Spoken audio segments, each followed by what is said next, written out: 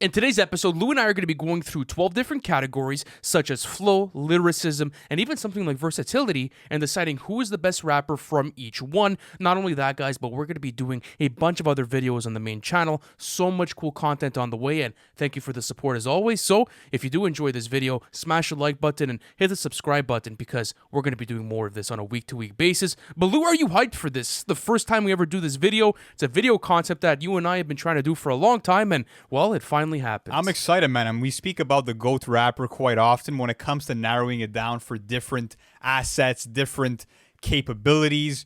We've never really had the conversation. So let's get started with the first one, which is going to be lyrics. And I know a lot of newer hip-hop fans maybe don't care too much about lyrics, but we definitely do, because this whole culture was built on its foundation with lyricism, looking at who had the best rhyme schemes, whose words connect the most. And there's a lot of people to consider when it comes to this. Absolutely. So some honorable mentions for myself for Black Thought. I feel like he's someone that has had incredible penmanship over the course of his career.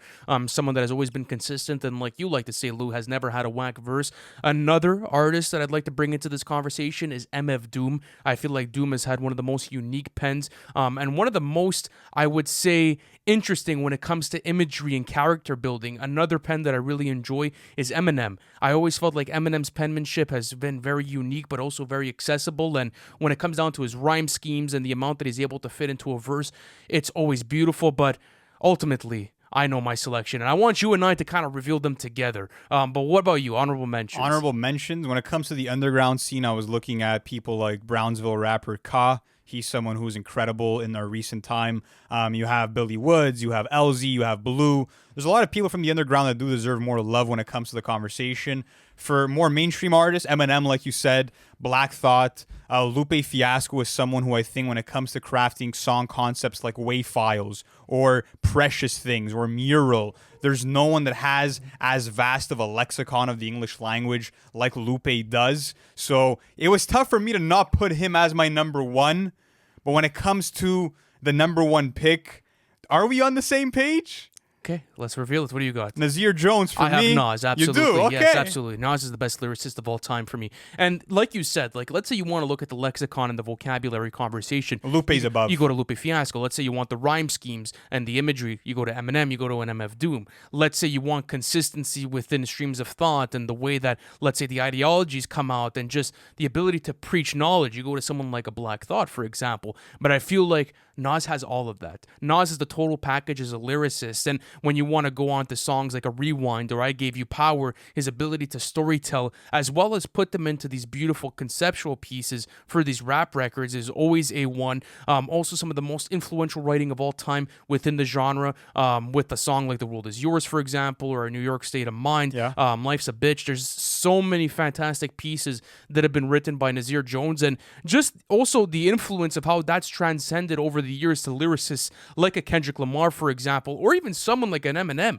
who was heavily inspired by Nas and in his career. So I think that, in my opinion, he is the GOAT lyricist. I think what's amazing about Nas is that you can listen to Live at the Barbecue from 1991, or you can listen to Fever from 2023 and be amazed by his penmanship, because he's been a primetime excellent writer and lyricist over the course of 30 plus years. It's been not many rappers could really say that, and I love the adaptability of his pen as well, because he could rap from the perspective of a flashy kid in the streets to the perspective of Don Escobar to more of the philosopher perspective, and he's been able to adapt as he's matured in the game, and I don't think anyone really comes close to Nas. I know some people would say Aesop Rock or Tech 9, but there's more than just the technicalities to make an MC the complete lyricist. So I think Nas would be the number one pick. Absolutely. But let's move on to features. This is for the best assist man, the one that could set you up to score. That's what I'm looking at least. Someone that could also take on a song and completely take it over, bring it to another level compared to where it was at without them. So what are your honorable mentions? Honorable mentions, I mean, Andre 3K, despite him not dropping any solo albums in the 2010s, when you look at the work he's put in on the feature game, solo reprise, the ends, looking at what he's done in Hello, Come Home, International Players Anthem, yeah, really Pink Matter, stuff. Scientists and Engineers, The Life of the Party, like the catalog has continued to build, and he almost like every time Three Stacks has a feature, it's an event. People lose their minds. It is, and you know that he's going to be taking over the song, and he's going to add an extra sort of substance and style to it. You almost have to adapt to Andre when you're getting on a track with him. Another feature I thought he artist, would be your number one. another feature artist that I brought in today was actually Lil Wayne, because Lil Wayne and the amount of features that he has given over the years is absolutely incredible. I think he's up there with the record holders, like as next to like Snoop Dogg and Gucci Mane for having the most features of all time. Went on an incredible run in 2021. So even as of late, he's been on par with his features. It's just that like there are certain times where I don't necessarily enjoy a Lil Wayne feature, you know, where I'm like, well, that didn't necessarily have to come out. So that's why I didn't have him at number one. Another honorable mention for me is J. Cole. I know J. Cole maybe is your number one. Is he actually? Maybe not. But I want to mention a few other people. Yeah, but I'm going to say J. Cole. I feel like for the modern era, he has been the best feature artist, starting all the way in like even 2014 when he was hopping on everyone's track and just adding a different type of dynamic to it and forcing people to rap, keeping the competitive spirit. Like if you're able to make someone rap and have to play on like a competitive edge, I feel like that's an addition to your arsenal when it comes to your features. But who else do you have as far as honorable mentions? Method Man is someone I wanted to shout out. The only feature on Ready to Die, and he showed the fuck up on there, was featured on All Eyes on Me on the song Got My Mind Made Up. On D'Angelo's Voodoo, he showed up on the song Left and Right. He was even on the Purple Tape with Ice Cream, and he's still giving you these incredible verses on songs like Lemon or even Hotbox, for example. Like he's able to also play with the newer kids when it comes down to the hip hop genre, and I really enjoy that about Method Man is that he has his all-time verses, but he also has these features that are not supposed to be coming out at his age, but he's always able to play on par. But we reveal it. What do we got? Let's reveal it. I know who you have. I'm just gonna say it's Jay-Z. I have Jay-Z. I knew you would. That's a good pick. And who do you have? He was the big contender for me. J. Cole is gonna be the best feature artist of all time. That's interesting. I can't be mad at that. I can't be mad at it. Yeah, when it comes to J. Cole, I think the reason being is the fact that he has way above 25 excellent features. He's someone who literally was able to murk all of good music on Looking for Trouble. He also had one of the greatest rap features of all time, in my opinion, with Johnny P's Caddy. Not only that, but it's ironic how the guy who almost made his career off of not having any features on his albums ends up being the wizard of features, to the point where you should be scared if J. Cole's hopping on your track, because you're likely going to get bodied by him 99.9% of the time. And he was able to do justice to a Gangstar modern day song, which was Diamonds off of 2019. So that was a great feature as well. And he could also go side by side with like Black or Ari Lennox, a non-hip hop artist, and have amazing features. So J. Cole's the complete package for me. And what's early to say, but that's my take. I'm going to be going with Jay-Z. I feel like this was the safest answer for me just because of the sheer catalog. I mean, Drug Dealers Anonymous, going on to something like, let's say, even Dear Summer, Diamonds from Sierra Leone, Never Let Me Down. I could go on to Seen It All. I could go on to Pound Cake. The resume is absolutely stacked. And when Jay-Z gets on your song, you automatically know he is going to bring the best out of you. And that's what I love. Also, I feel like, kind of like J. Cole, I've also seen him attack like records like an Umbrella, for example, you know, or even, I don't know, what other massive hits has he done on that level? Umbrella's maybe the only one that comes to mind at the moment, but regardless, I do feel like there's an extra bit of pressure when Jay-Z hops on your track, and it's like a legendary status. It's also a cosign. It's like that cosign that you get that you can't run away from, that brings a different type of vibe to your track, and I love what it stands for to be able to get a Jay-Z feature, and he's been doing it for decades. He's still delivering great feature verses to this day. I know I'm not a big fan of God Did from like a musical standpoint. It was a good one though. But it was still a legendary moment for the hip hop community to see Jay-Z come back and deliver a 4-minute verse, and that's what you could expect from Jay-Z on every single track, whether it's a Drug Dealers Anonymous or a Seen It All. He is going to give it all every single time, and he's going to have that competitive edge to really destroy anyone that he's on the track with, except for Eminem on Renegade. But you know, or Biggie, Brooklyn's Finest, or Biggie on Brooklyn's Finest. But good pick. Yeah, definitely hard to argue with. But let's move on to the next category, which is hits. And obviously, you have to look at the numbers when it comes to this, but you can't get caught up in it too much, because by that sort of degree, you would have someone like Lil Durk being considered one of the best hit makers ever, just because he's flooded the Hot 100. But we have to look at hits and quality. Hits and quality, And the absolutely. first person I wanted to bring into this conversation was Kanye West. I feel like for the sheer amount of hits that he's had, and also being able to match that up with the level of quality, it's been incredible to see over the years, and I think he's still doing it to this day.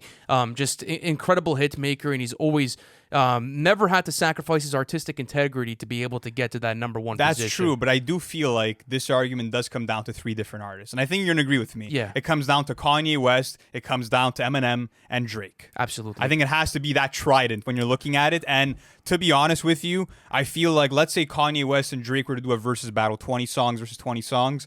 I think Kanye has maybe a better amount of hits that are quality within 20 for 20, but who could go 30 for 30 or 40 for 40 or 50 for 50 Well, with that's Drake? what I'm trying to say. Nobody. Absolutely. So ultimately, I think my decision is going to be Drake. Right, Lou? Yours is going to be Drake as well? Absolutely. Once you escape that space in 20 there's songs. No, there's no way. The sheer amount of hits over the years and the way that he's been able to be dominant for this amount of time is really incredible. And even looking at the amount of number one hits, the records that he's hold being the most streamed artist of all time, I mean, it's just the numbers game just always goes to Drake. And you can't say it's the numbers game and the qualities aren't like the quality's not there. I mean, he has number one singles that are fantastic songs. Nice for and What? Absolutely. One Dance, so many. Like you have certain songs where it's catchy, it's good, but it's also a quality record that also brings a level of influence. Whenever Drake attacked a different sound, let's say, they were obviously popping in their own respect and they were doing what they were doing in different markets, but Drake was the master of bringing the hits from different countries into the North American market and making them his own, and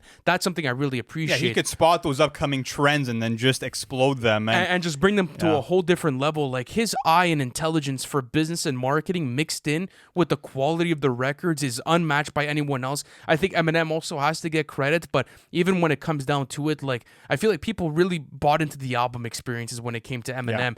For the hits and like that really big number one. I mean, you got the Not Afraid, the Love You Way You Lie, the Without Me's, the Real Slim Shadys, but even at that, like you said, you want to do a 30 for 30. I'm not sure who gets who. If I'm being I think honest. Drake is the best hit maker in hip hop history, and it's also his catchy hooks that always do the trick too. But next up we have beat selection, and when it comes to choosing the best beats, there's a lot of rappers that come to mind. There's Kanye West, there's Jay-Z, Tyler, there's the Creator, Freddie Gibbs, there's West Side Gun, there's Guru. Pusha T has had incredible production all someone throughout that's his career. really underrated with his production choice is also Cameron. Yeah. I've listened to a lot of Cameron albums, and the production is always lush. It's always put on well. Common as well has always had a great ear for production too. Kendrick Lamar is someone that has a fantastic beat selection. It's very rare you go into a badly produced song from Kendrick Lamar, but ultimately I narrowed it down to two, and I know who you think of. I know who you think about in this conversation. It's Jay-Z or Kanye. That's really like the two rappers that I think about. But it's like, do you consider Kanye because it's him producing his own songs, but you kind of have to give it to him because he's always had the best production ever, like on his tracks, Or do you say someone like maybe a Dr. Dre because he's also had that sort of like, well, I know what's going to sound good on my albums, and he's really been meticulous with what he's chosen. Jay-Z is going to be my answer for who I think has chosen the best beats over the course of their career, and he's someone that was able to have the honor of recreating The Watcher with Dr. Dre for The Watcher Part 2. By the way, I'm going to go with Jay-Z as well. Also rapping over some of Kanye's early Chipmunk soul beats, which was incredible. Him working with the Neptunes when it came to the Blueprint 2.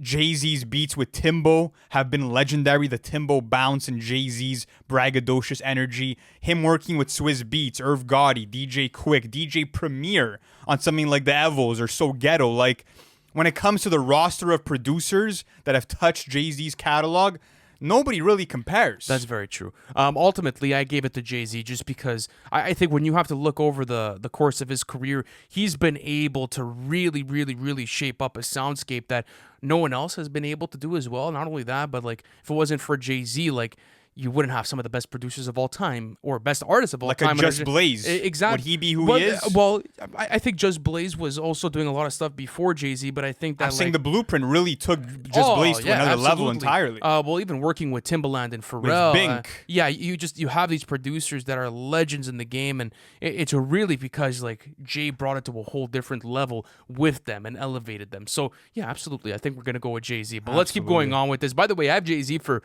two categories of them already. Yeah, I have him for features and beat selection. That's but how about crazy. albums? Okay, so album experiences, catalog, everything considered.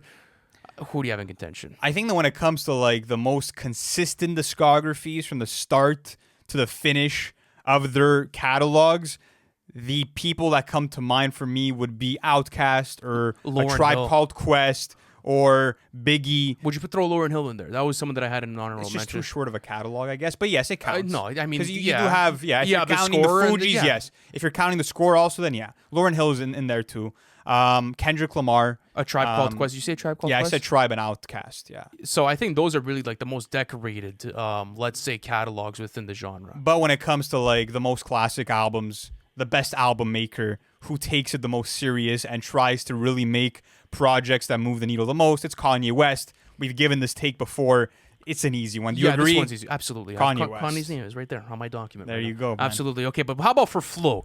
All right, so this is a very interesting category because I feel like over the course of like maybe like 50 years at this point that hip hop's been alive, you've had so many different types of flows that came in. Obviously, Rakim is a big rapper that we need to talk about. Revolutionary flow completely changed the way that rappers attack their production and the way that, you know, they present themselves on a certain song. Then after that, you get someone like, let's say, a Method Man, and for me, who's really like, he's kind of like Plato to a certain extent, where like he could fit in on anything you give him, almost like Venom, like the symbiote, where like he just attacks everything, and it's every single pocket and crevice that he finds. It will always be well done to an absolute T. But how about you? Any honorable mentions? When it comes to flow, absolutely Rakim revolutionized the flow for hip hop, and rappers weren't rapping the way they were until he added his 2 cents into the game. When it comes to like modern day, I want to say I don't think there's a rapper that's flowing better than Jid right now. I would give him the title for the modern era, so I want to give him some flowers there. But ultimately, I think that if we're ready to give our answers, It's gonna be Biggie. it's gonna be Biggie. Yeah, absolutely. Notorious Thugs. Even going back to, because I was doing like a whole redive on Ready to Die Again, and I was going back to something like Unbelievable, and the way that he is able, like the whole like talk to 4-4, like the way that he was able to like put that into like his rhyme schemes is, it's a different type of level with Biggie, and I also feel like it probably promoted a lot of other rappers to be more experimental with their flows and to have a different approach with it and bring a catchiness to your song as well. Absolutely, and he was always super intentional with like the pacing of his flow. The way that, let's say on Kicking the Door, he'll sometimes increase the tempo of his flow to add urgency or an aggressiveness when he's making a threat, but then he'll slow it down when he wants to rap like 10 G's for a show to making 10 G's for Blow to making 30 G's a show. To emphasize a point, he'll slow down the flow. So the time changes are incredible. Also, like you were mentioning, Notorious Thugs, the fact that he was able to take that Bone Thugs flow and out-rap them and make the flow sound better delivered by himself was incredible to witness. And that was just the type of rapper that Biggie was. Even the melodies that he was able to hit, example, on something like One More Chance, where like he gets a bit in his singing cadence, and like he kind of like extends his lines a bit more, and then the seamless transition into rapping right after. And it sounds so well done. Like there's absolutely no break in the structure of the song, and it doesn't make you want to be like, well, this kind of interrupted the way that I was feeling about the song, or, you know, the change of pace kind of threw me off. Like his flow was always like water, just absolutely Just so smooth fluid, and bro. adapted to everything and anything that you threw at him. So Biggie for flow, but how about for hooks? All right, because I think for myself, like when I think of an iconic hook, man, I think of Nate Dogg. Nate Dogg is someone that I've always appreciated, not only as a rapper, but also had a lot of R&B records, someone that was able to be a chameleon in different genres. You know, some of the most iconic hooks of all time, like example, an Explosive, if it wasn't for that iconic Nate Dogg hook. Like, Please tell me you're going with Nate Dogg. I am going with Nate You Dogg. are going with Nate Dogg? Yeah, because you almost said it like it was an honorable mention, so I was worried. I was going to bring in Drake as well. Drake and 50 Cent. Yes, the fact that 50 Cent, Absolutely. a lot of his biggest solo hits, he's providing the hook himself and is able to harmonize and give you melodies without auto-tune, that always really impressed me. The thing is that yes, 50 Cent is up there for me, but when it comes to like Drake and Nate Dogg, it's so neck and neck for me because like Drake had done it for such a long time and his hooks reached the masses. It was a completely different ball game. But when I think of like that iconic hook, man, you know, the one who revolutionized like hip hop hooks and who really brought a different flavor to a hip hop track, the originator is Nate Dogg. Because you can't replicate that voice, that deep and resonant, powerful voice that still sounds smooth. And let's run through the credits. 21 Questions, The Next Episode, Bitch Please 2, Ain't No Fun, Till I Collapse, Regulate, Area Codes, Explosive, Where I'm From, All About You. Like, in terms of classic hip-hop hooks, I don't think anyone has more than Nate Dogg. I agree with you. Yeah, super, super, prominent for, bringing all these hip hop records to a whole different level of accessibility. And also for making, the hook is so important also to make the song sound nice. It's kind of like it's like the wrap on a car, if that makes sense to you. Like when you look at a beautiful car, obviously, like you love all the detailing about it, but Something has to catch your like eye something or really catch has to, your ear. yeah, absolutely, and Yeah. that's what I think a hook does. So Nate Dogg is super important. We both go with Nate Dogg. As far as I believe we're at comedy right now, so comedy rap, someone that's allowed you to laugh over the years on top of certain productions. Tyler has been someone that's had me laughing hysterically. Eminem in the albums. same way, where it's like a sadistic way, where it's almost like, poking fun at celebrities or like putting people in situations where they're causing them pain. And to be honest, I wouldn't go with Tyler or Eminem just because that's where the comedy kind of like gets capped off, is like the same type of humor, in my opinion, at least. You didn't go with Eminem. I didn't go with Eminem. Why don't you? What did you go with? Okay, well, now you go with Eminem? I'm going with Eminem. I'm going with Lil Wayne. I think Lil Wayne is the rapper that has made me laugh He the is most no in records. way. Yeah, absolutely. Listen, I'm gonna disagree with you. I just think like going back to the Slim Shady LP, like take a record as The World Turns, for example. His imagery was so funny, and it almost feels like you're watching cartoons and getting that same enjoyment out of it. So that's why I feel like that's really a big one for me. Wow, that's so many lines, That's like 44 on my waist, Rick Ross jeans off of Green Ranger, or even looking at like there's one, she swallowed so many nuts, fuck around and find a squirrel in her throat. Like that's what was cool about Wayne, is that not only was he giving me the comedy, but within that there'd be impressive punchlines. I would always find the duality of like impressive rapping, but also funny ass lines. Like even the whole latex thing he did on Lollipop Remix, like it wasn't hilarious, but it was still.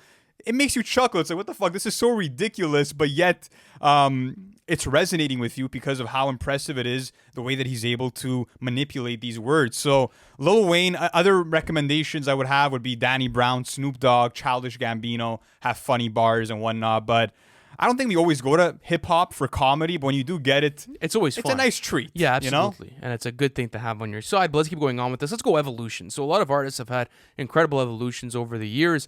Honorable mentions for myself, I would probably have to say Andre 3K, the way that Andre 3K started off his career into where he got into. And that was really like, I feel like this is one of my categories, I'm not gonna lie to you, that I have a bit more bias with. Because I've been able to see the full evolution, I've been able to experience it. Because I feel like with evolution, it's like you have to be there in the moment of time to be able to see like what it was like each and every single time. So that was a factor for me with this one. I'm not sure if it was for you, but I'm gonna have to put it that way. But just knowing, like, seeing the Jump album from album with Andre and the way that he was able to just become a monster and a monster producer, that was big for me. Even someone like a Kanye West, the evolution of his sound, I feel like was always incredible. But he had his guidelines for like what he wanted to do album to album.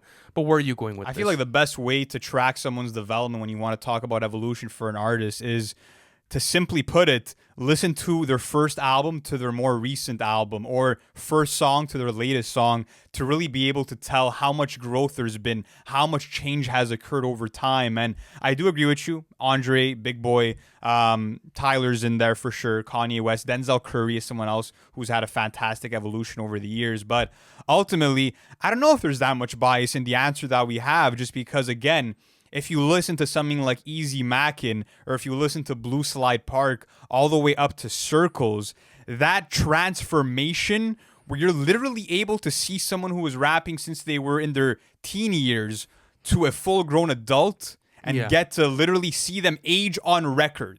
Yeah, it was incredible. It was amazing for Mac Miller. Mac Miller is going to be taking the Versatility from me, and this was a harder one because not the Versatility, the Evolution. Sorry, the Evolution. My bad. Because when you have to look at evolutions, it's like, well, how are you going to say Mac Miller over Kanye? How are you going to say it over Andre 3K? And the same thing for Tyler. Like Tyler's right there right now, But as a whole, like you were saying, even going to something like Kids in the frat rap era and like that feel good sort of hip hop fun, and then going on to something like Circles that has hints of alternative rock inside of it, and just blending that in with hip hop, and like it's a completely different experience with Mac Miller now, and he did it in such a short amount of time as well.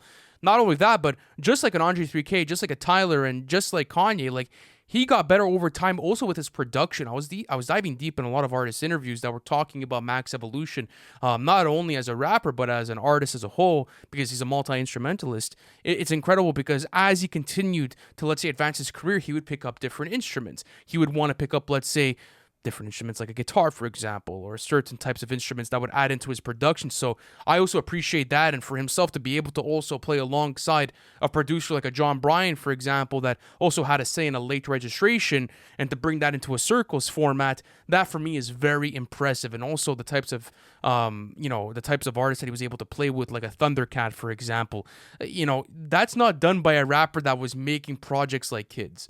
That's what I'm trying to say, though. And that's not to knock Kids, one of my favorite mixtapes of all time. It's just that there are certain levels to the artistry, and once he had gotten to circles, I do feel like that was like, whoa, where are we going now with this type of career? Yeah, so Mac Miller definitely gets the nod when it comes to evolution from us. But next up, we have Versatility. And this is like my least favorite category here, just because I feel like it is tough to really narrow it down to one rapper. So many artists are versatile. It's hard to pick one, but A$AP Rocky is someone that deserves a shout, in my opinion. Yeah, absolutely. Just because he's able to rap over these odd cloud rap Clams Casino beats. He was able to rap over a Skrillex beat on Wild for the Night and not sound too out of left field. He was also able to rap over a psychedelic pop beat when it comes to something like Sundress, for example. Even something like Holy Ghost, where you're getting more of these rock influences. Rocky is always able to fit the mold that he's trying to attack. Apart from that, of course, he's also a great singer. But that was my main honorable mention. But give me some of yours before we get our... Honestly, I feel like Tupac's versatility back then was absolutely incredible, especially for the time that he was alive in. Like a completely different approach than anyone else as far as like rapping cadence goes and mic presence. And kind of like what you were saying, you have so many different types of classics from Tupac and so many different types of approaches to the music that it makes it absolutely incredible to just enjoy. And yes, I don't think he was the best vocalist, and he never really prided himself on that, but his pen and the ability to kind of like write anything that he was feeling and write anything that really made sense to him, in my opinion, deserves points for the versatility, because it allowed him to go into so many different bags. Another person that I think was super versatile and is still super versatile is Drake. Tyler. Tyler as well.